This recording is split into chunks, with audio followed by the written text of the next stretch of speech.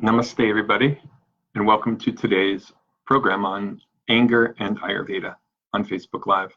I'm happy to be able to be here with you to explore a topic that is really not talked about enough in society, and yet we recognize the cost of it all the time in society, and that's anger.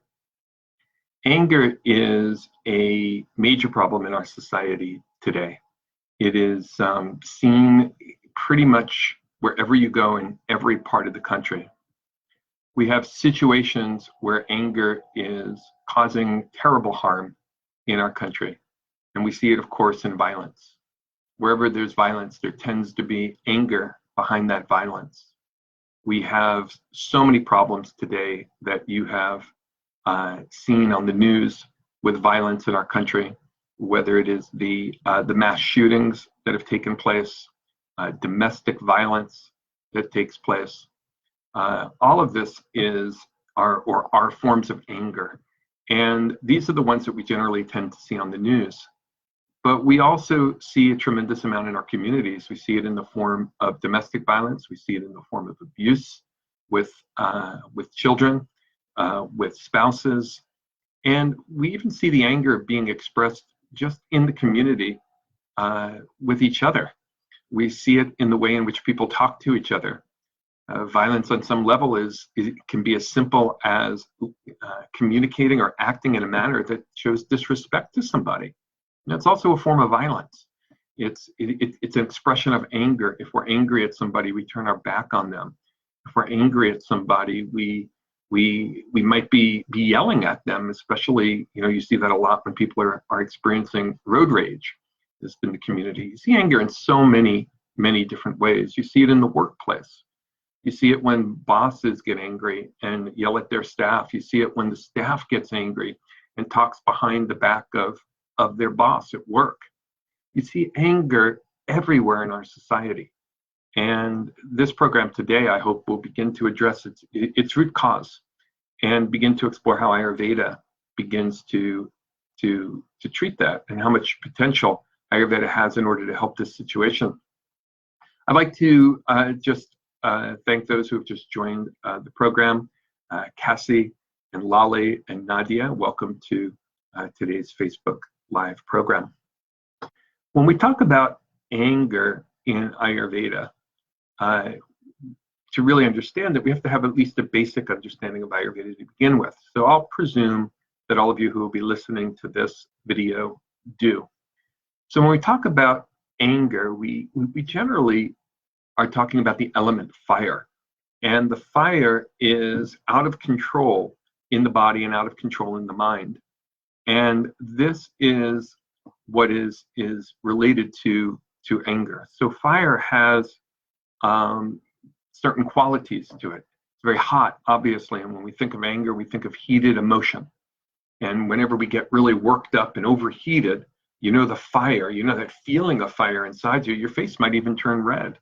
You might get hot. You might get a physical feeling of being hot. So the element fire is the element that we're going to have to learn to control. And of course, fire is part of the Pitta dosha. So anger issues are issues primarily of the Pitta dosha. But as we're going to see, Vata can interact with Pitta, Kapha can interact with Pitta. And so people experience anger in many different ways. And I'll talk about those various kinds of anger. In addition to understanding anger as a challenge of the fire element and a challenge of the Pitta dosha, we also have to understand that anger is a reflection of the consciousness of an individual. And in understanding consciousness of the individual, we use the terminology of the gunas, or the basic fundamental qualities of the mind consciousness. And so we understand that there are three states of consciousness: the state of clarity, which creates calm and peacefulness, we call that sattva; the state of turbulence, which creates more agitation inside the mind, uncontrollable thought waves, uncontrollable feelings inside the mind. And that's rajas. And then there's the state of tamas, which is a more intense form, maybe a little dark, well, definitely a little darker. It can take anger and turn it into violence, as an example. When a person has a tamasic nature and a pitta nature, then that anger on the inside can really turn dark. I want to welcome those of you that have been joining us in the last few minutes. I want to welcome Jennifer and Keely, Satish and Rachel, Beth. I want to welcome you all to Facebook Live today. So the gunas are important to understand. Anger is a rajasic emotion. Rajasic emotions are common. They reflect a certain amount of awareness, actually. You might be surprised that a person who is rajasic has a fairly high level of awareness. Everybody who is angry generally tends to believe that the reason they're angry is justified because they see things that make them angry. They say, well, I should be angry about this. The thing about rajas is that it's not that we don't perceive the reason for being angry. It causes us to react in unhealthy ways to that anger. And so anger is a rajasic emotion. And when it turns dark, when it starts becoming a violent act toward others, that's a tamasic expression of it. So as you can imagine, and we'll talk more about this as we go through the program today, but as you can imagine, cultivating sattva, cultivating that clarity of mind is going to be essential to helping a person react differently to the truth that they perceived. Maybe somebody disrespects you and it makes you angry, okay? If you're rajasic, you will react in an unhealthy way.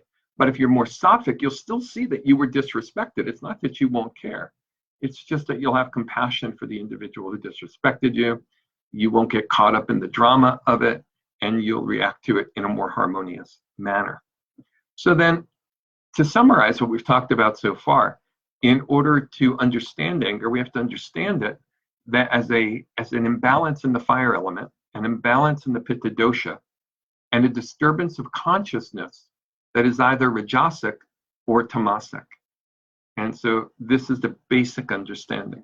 And if you understand these terms, you already know a lot that you can do in order to balance anger. But let's talk about the three kinds of anger. I like to call them the three kinds of anger. The first kind is a pure pitta anger. This is a person who has a pitta prakriti and the pitta vikriti. Prakriti means that they came into the world with a tendency toward anger, to react to the stresses of the world with anger. Many people have been angry their whole life. Most people won't say, oh, I've been angry my whole life, but they'll understand that when there's a high level of stress, they react with great intensity. They react with some anger, some irritation, that's their go-to emotion and reaction to it. It's prakriti, which means that it was present at the moment of conception. It's like a seed that is just waiting to be watered in order to grow, and the stresses of the world are the water that flows onto the seed, and what grows from it is our anger. All right, so pure pitta anger is a person who is perceptive, sees that there's something wrong, and gets angry about whatever that is wrong. It could be something wrong in the world, it could be something wrong with the way they're being treated, but they're going to get angry. It can even be righteous anger, right? You can be righteously angry. People who have political anger tend to be righteously angry. And so they have a good reason, because depending upon your political perspective, you can pick an issue and you can be angry at the other people on the other side of the issue because you know that you're the one who is right and you see things very, very clearly.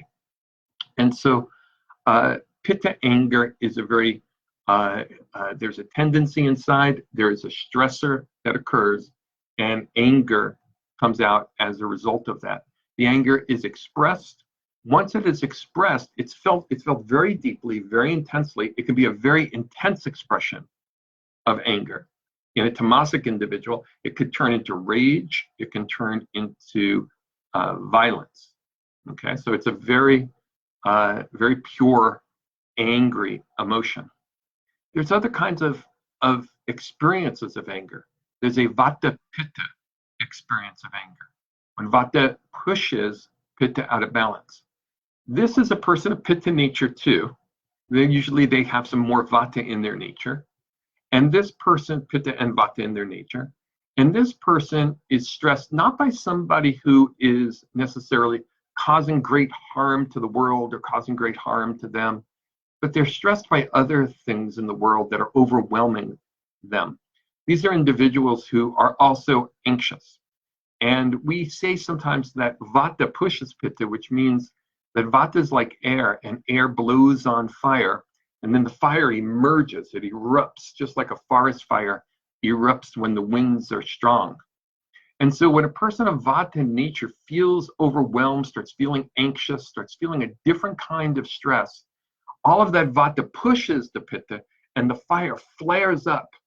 And that individual also experiences an intense amount of anger, but that anger is short-lived because the wind calms down afterward.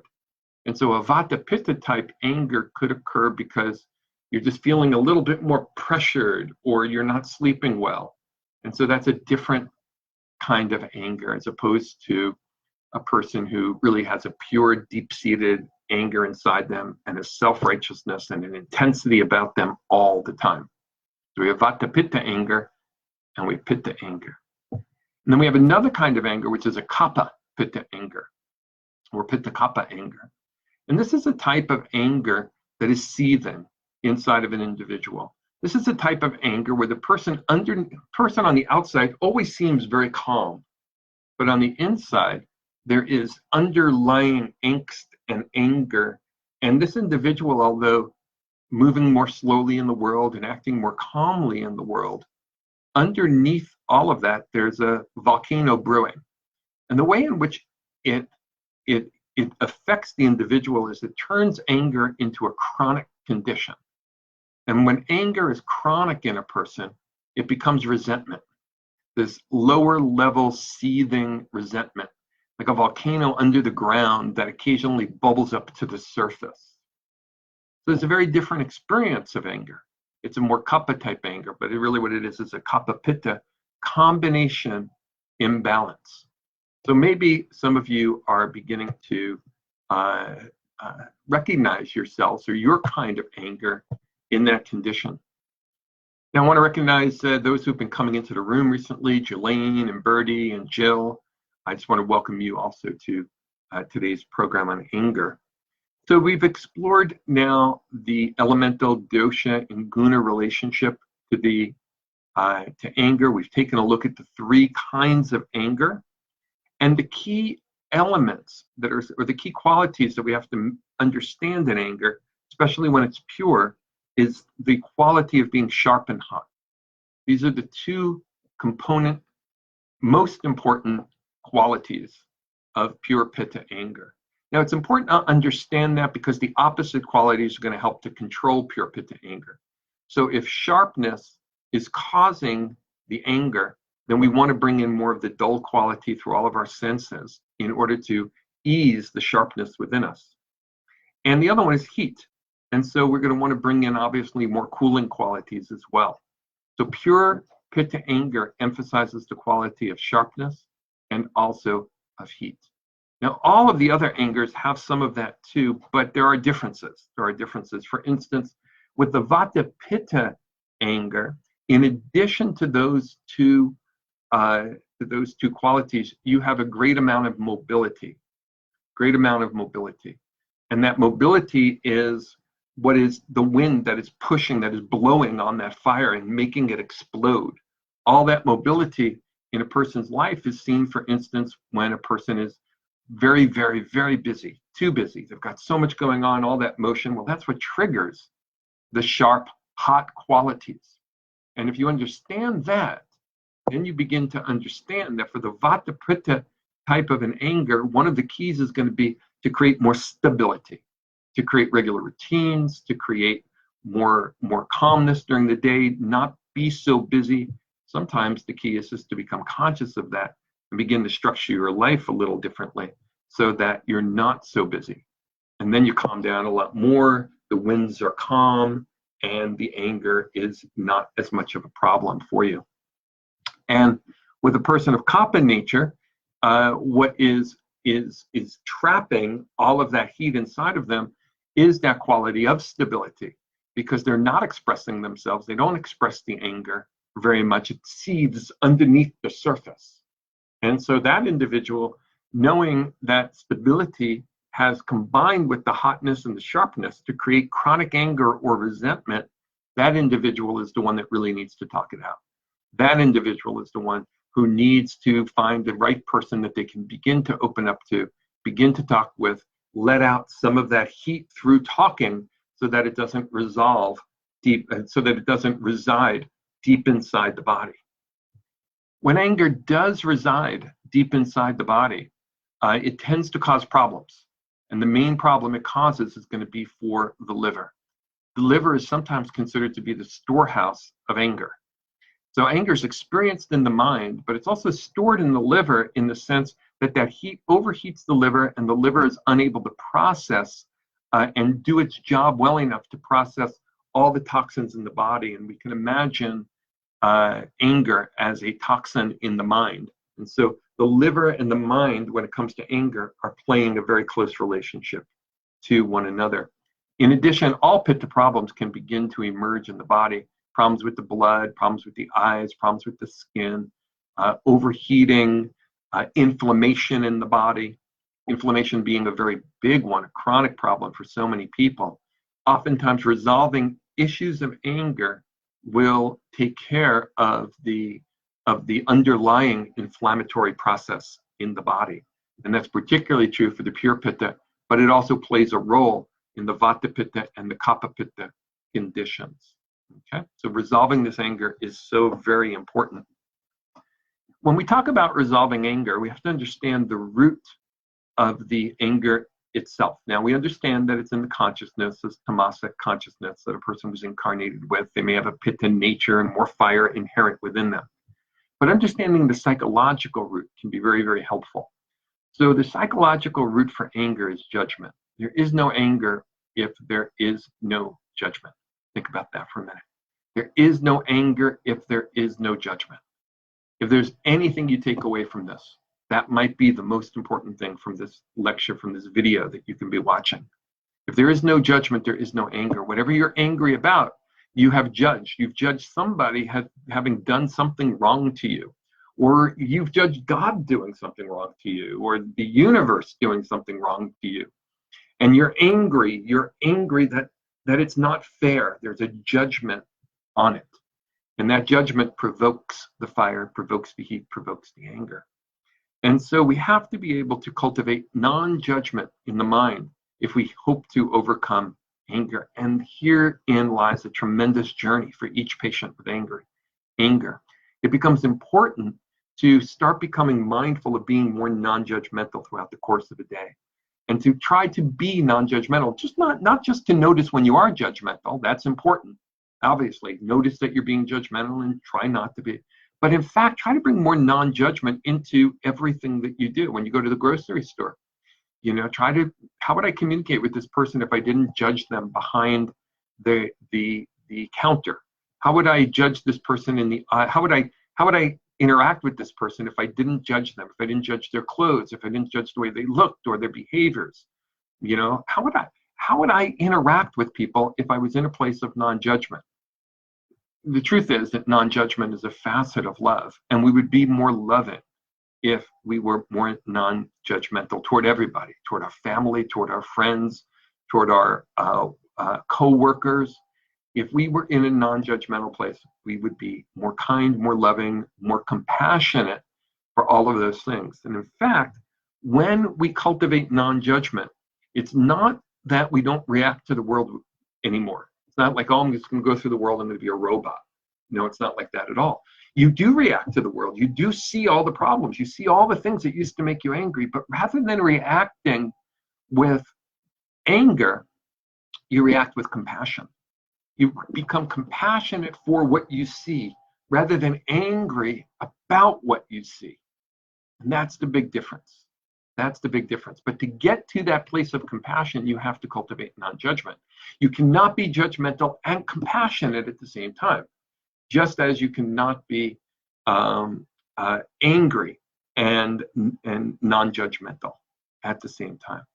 So these are some of the very, very important keys to understand. Now, in the short term, when a person is getting angry, and that does happen, right? Somebody cuts you off on the road, and we see road rage all the time. Or a boss just yelled at you and you went back into your cubicle or back into your office and you're angry, or the boss is saying you are the boss and you're angry. Okay? Then what do? What do you do in that moment when you're really angry and you feel like breaking something? You feel like taking something and throwing it against the wall. What do you do in that moment? That kind of explosive anger is either the Vata Pitta type or the Pitta type. All right, so what do you do? Well, first thing you have to do, first of all, I'm going to tell you that everything I'm going to ask you to do is the hardest thing to do in the moment, because you actually have to maintain some level of conscious awareness of your own anger. If not, then you can't do anything different. But if you can, then what you're going to do is this. The first thing you're going to do is you're going to leave the environment you're in and you're going to go and exercise. And even if that just means taking a walk, just go for a walk. Just get out of the environment that you're in and go for a walk. Don't yell at people. If you're home and you're in that angry place with your spouse or your boyfriend or girlfriend, just leave the situation and go for a walk. Just that exercise is going to give that energy something to do. And while you're exercising, you'll think, you'll process through it, you'll come back and hopefully be a little bit less angry. Now, other forms of exercise can be helpful too. If you're a guy and you've got a workshop, you can go off into the workshop and you can go and you can saw wood very carefully, all right? Or if you have a fireplace, you can go chop wood. Do it very carefully. But you want to get that energy out of you. You need to get that energy out of you. It's a toxin that's in you, and you want to get it out, okay? Now, the second thing that you can do after you've done that, after you've gotten that out of you, then the next thing you can do is you can sit quietly. Then that's the time when you can do a breathing practice. And you've probably heard about breathing practices or learned some along the way. Even just focusing on your abdominal breath, sitting quietly, close your eyes and become aware of your abdomen. You feel it expand and contract, expand and contract. That's going to go a long way. Even if you just sit for 2 minutes, oh my gosh, what that's going to do, how that's going to change your reaction once you go back inside the house. It's going to completely change it. And you deal with your kids, you deal with your spouse, your mother or father-in-law, it's going to be a completely different experience. If you want to get more fancy, you can do pranayama exercises where you try to cool down the mind and the energy body through pranayama. And there is a type of pranayama called Chandrabethana or lunar pranayama, where you inhale through the left nostril and then you exhale through the right nostril. Okay, so you inhale left, exhale right. And you can do that. You can control it with your fingers, controlling your nostrils this way, sitting quietly, and just inhale left and exhale right. And you can do that for 5 or 10 cycles. And that's also going to do an excellent job cooling down the energy body. It's just letting out that extra heat that's there. All right, drinking cool drinks can help, but not ice water. You want to avoid ice water when you're really, really hot. All that does is trap it inside of you. It creates a shell of coldness around your body that traps the heat on the inside. So let's not do ice water, but rather things that will cool you down from the inside. And the things that tend to cool you down from the inside are going to be things like coconut water. All right, coconut water is very cooling. Drinks like hibiscus coolers can be very, very good. Watermelon, cucumber water, things like that. And you can add that into your diet too, and that's going to help you to cool down on the inside. Those are things you can do from the short term. For the long-term care, you need to deal with the underlying issues in terms of your own consciousness by cultivating sattva. This is the most important thing so that you can transcend your judgment and become more non-judgmental and then react to the world with compassion. So everything you may have learned about cultivating sattva comes into play here. And if you need a lot more tips on that, you can read my book, Healing Your Life, Lessons on the Path of Ayurveda. That will help you tremendously to learn how to cultivate a sattvic mind and consciousness, doing so many things that will transform your nature. Now, yoga is very good for transcending, for affecting your consciousness and moving from rajas to sattva. And so yoga is more than just doing exercises. However, going to a yoga studio and getting that kind of relaxation can be very helpful. Learning breathing practices like pranayama and meditation, all very, very helpful. And if you decide to study even more deeply, there are ways of behaving that are very yogic. These are called behaving according to the Yamas and the Niyamas of yoga. If you behave in that way and you start cultivating those practices, begin to do breathing practices and asana, which are the yoga postures, and meditate, well, this is going to transform your entire nature if you just make that your life. In addition, following a pitta pacifying diet over a long period of time, so you give up those triggers that are increasing heat inside you, like the hot spicy foods, the sour pickles, things like that that really generate a lot of heat inside of you. Too much salt, too much sour taste, and too much pungent taste. These are the food triggers for Pitta dosha. And if you want to control that Pitta, then you do need to reduce that down. And that might just be for you starting with reducing the amount of spice in a burrito, okay? So it can be something very simple for you that you can get started with. And then you can learn more about a Pitta pacifying diet, again, by reading Healing Your Life, and you'll learn more about how to do that. There are many herbs that you can take as well, and the most famous herb that we use in Ayurveda is an herb called Brahmi, or Bacopa moniaera. And this is an excellent herb for cooling down the mind and creating more clarity in the mind. It also helps to facilitate that deeper consciousness. All right, so that's going to be helpful too. By the way, if you have any questions, you can type those in now, and I'll begin to take questions in just a moment. Okay, so feel welcome to type in any questions that you have right now. I'll take a few before we end the talk today. And another herb that's very, very good for anger, particularly in the body. So, you know, remember how I talked before about how when you have a lot of anger inside you, that heat vitiates Pitta inside your body, and it can create illness inside your body. I mentioned the eye problems and the skin problems and the liver problems.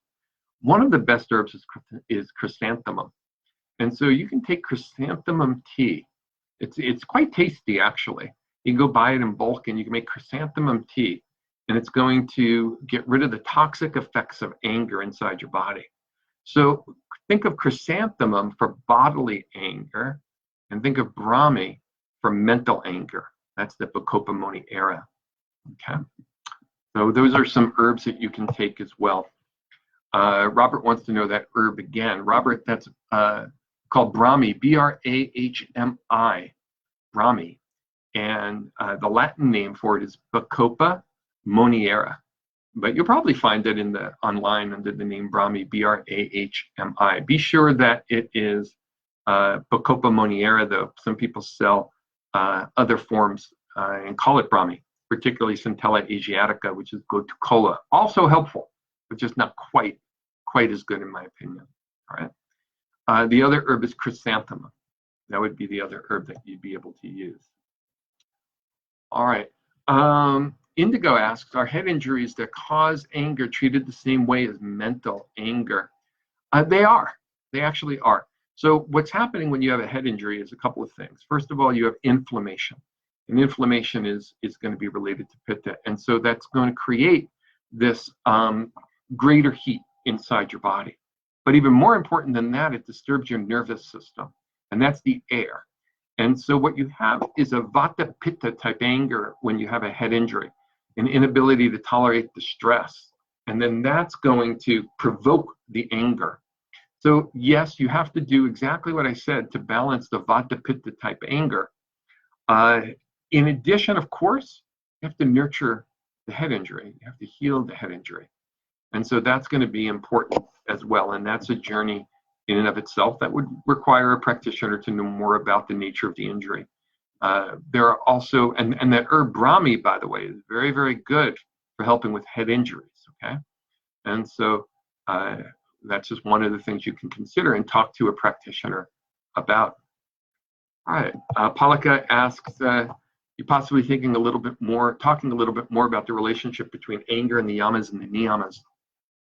We don't have that much time to go through each of the yamas and niyamas, but basically what these are disciplines, ways in which you take care of yourself internally and ways in which you take care of yourself externally. If you take care of yourself properly, it keeps your body in balance. It keeps you less on edge. It's living a life of integrity and authenticness. And if you live that way, you are much less likely to be reacting to the world. Let's just use an example. Let's say that you have a tendency to lie. All right. Well, then that immediately provokes a fear of getting caught in the lie, and that fear is the air that stokes the fire. So individuals with a Pitta nature who lie have air blowing on that fire, and that's going to precipitate more anger in that person. So that person's on a journey to learn how to begin to speak truth and live truth in a way that is more comfortable for them, so that they're not experiencing so much fear. Yeah, so they have to become comfortable with that. Okay, there are many. There are 5 yamas. There are 5 niyamas, and you can read about those in many books. Okay, there's a lot of questions coming in, and maybe not as much time for those questions, but I'll try to take a couple more. What's the role of Dhatu Agni vitiation in chronic anger? Well, for those of you that don't know what that means, there are different kinds of fires in the body. There's the Agni, or the fire that is in your digestive system, and this is the main fire that's there. It's called the Chapter Agni. And then there's fire that's in your liver, and these are called the Bhutu Agnis. And then there's fire in every tissue, and they're called the Dhatu Agnis. And they're involved in the formation of those tissues. Well, what happens is that when a person has a lot of anger, that fire tends to increase. All the fires tend to increase. So in the Dhatus, that fire burns up tissues.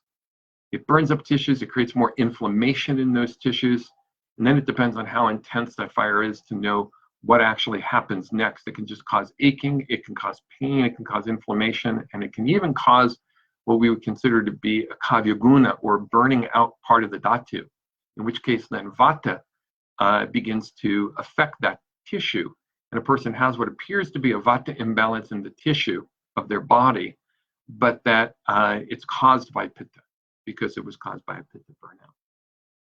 All right. Keely says it's a fine line between expression of how you feel, anger, for example, and trying to control it to lessen its impact on others. Some expression is healthy. So, Keely, I want to share with you about another way to look at anger. And this could be a good way for us to end, okay? Because we do have a little bit of, we are running out of time. So one way that people deal with anger is to bury it inside, right? Stuff it, keep it inside. This becomes a chronic problem for the Kapha Pitta type anger, but it becomes a problem for everybody. You know, at times when you're trying to control that anger, you stuff it inside, and it overheats the insides of the body, insides of the mind. It's not healthy at all. That person seems to be calm on the outside, but is angry on the inside. That person is controlled on the outside, but uncontrolled on the inside. That's tamas, actually. That's a tamasic relationship with anger. Now, then there's the person who expresses anger, all right? The person who expresses anger. There are different ways to express anger. One way to express anger is through causing harm to others, and that's violence. And another way to express anger is in a more harmonious manner, and that's going to be through journaling. That's going to be through talking it out. Even more harmonious to go off into the forest and yell if you feel like you really need to yell. You're not causing harm to others, but you are coming face to face with the issues of anger that are inside you. All of that expression is more rajasic, meaning it's expressing the turbulence that's going on inside of you. The violent component is right on the edge between rajas and tamas. And then there is the sattvic expression of anger. And in this case, this individual is actually not going to experience the anger at all, but transcends the anger. So we can repress, we can express, and we can transcend anger. And when we transcend the anger, that means that we are no longer angry. So let's just use an example. Let's say every time you're around your mother, she says things that makes you angry. because she pushes your buttons, because who knows how to push your buttons better than your mom, all right? Or maybe it's your brother, or maybe it's your sister, but it's somebody in your life that knows how to push your buttons, and you're around them, and oh, it just makes you angry. It makes you so angry, all right? Now, you can repress it. You can express it in a variety of ways, but when you've transcended it, they continue to act the way they act, but you don't get angry. And what that means is they poke, but there's no button there for them to push. They're not pushing your buttons anymore because you don't have that button anymore. You've extricated it from your consciousness. And that's what we seek in Ayurveda and yoga, is to transcend the anger. At that point, we're not burying it. We are not burying it at all. What has replaced the anger? It's what I said earlier. First of all, we've cultivated non-judgment toward that individual. That's why that button's gone. And what has replaced it now is compassion. So when they start doing their thing that makes you angry, justifiably in your own mind, but now rather than anger, it's compassion. You know they're a human being struggling too. You know they're doing the very, very best they can in the world, just as you're doing the very best you can in the world. And rather than get angry, you just love them more. I mean, it's their humanity. You may even see a little bit of yourself in them, you know, because that's what we do see. We see reflections of ourselves in everyone. There's probably somebody whose buttons you push too, you know, and because you're human. We're all human in that way. And so I want to end with that. You guys have been great, asking a lot of questions. And I want to just let you know a couple of things that are coming up that you might want to participate in. I'll be in the Bahamas at the Shivananda Ayurveda Symposium, January 21st to the 25th. I coordinate that conference every year, and this time it's on a healthy heart. And on a healthy heart means a physical heart, an emotional heart, and a spiritual heart. And we'll be talking about all of those. So that's going to be at the Shivananda Center in the Bahamas. It's a beautiful yoga retreat center.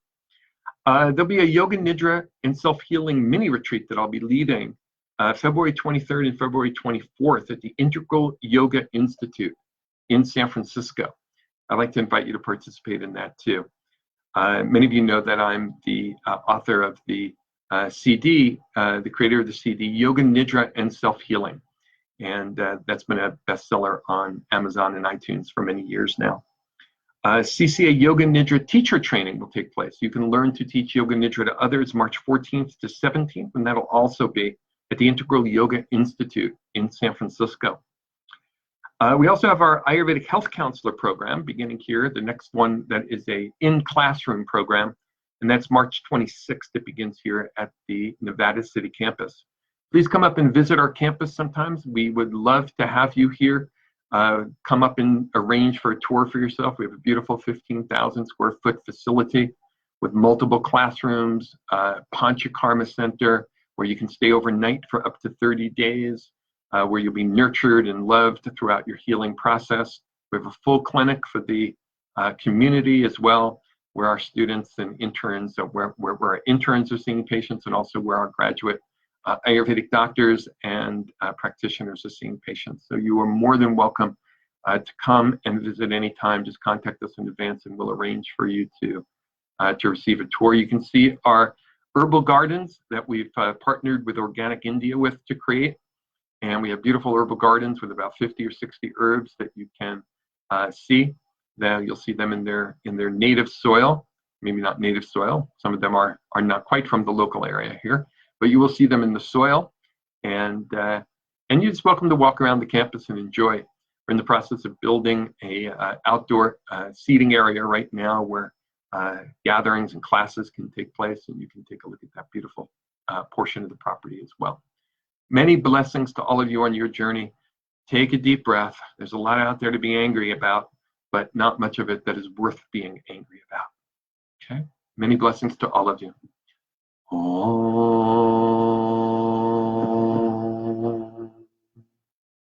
Shanti, Shanti, Shanti.